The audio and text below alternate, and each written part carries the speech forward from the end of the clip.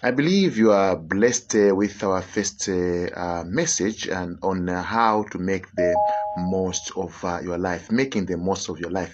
Life is a gift that must be enjoyed and not be endured.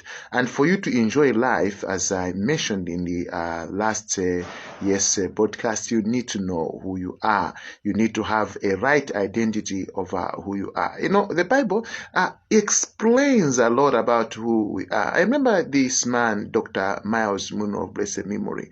He said that when he was growing, he came to believe because of the way the teachers were saying in school that as a black man, his brain was a little just slightly above that of a monkey, and as a result, he could not learn what the other people, like the white people, were learning, being a black person from Bahamas, until the time that as he was reading the Bible, he came to discover that he was made in the image and likeness of God, and that opened his world, that transformed him, that made him to have a right understanding, a right identity, that he was made in the image of and likeness of God, that he was not inferior. The fact that he had a black skin did not make him inferior. The fact that you are Orient does not make you inferior. Yes, sir, because all of us, irrespective of the color, we are made in the image and likeness of God.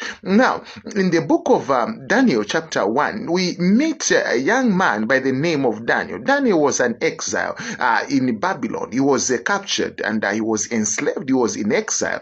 And then it happened that the king Nebuchadnezzar decided to appoint some of the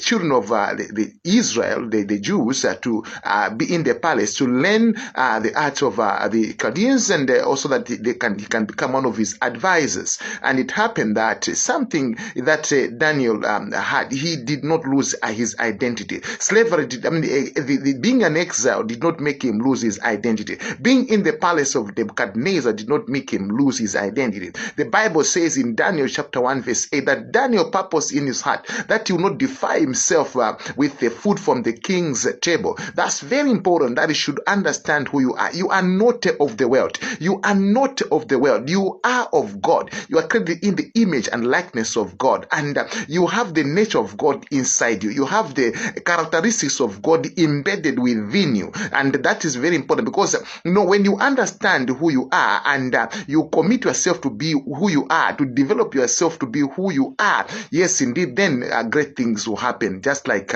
Daniel, he became great because of identifying himself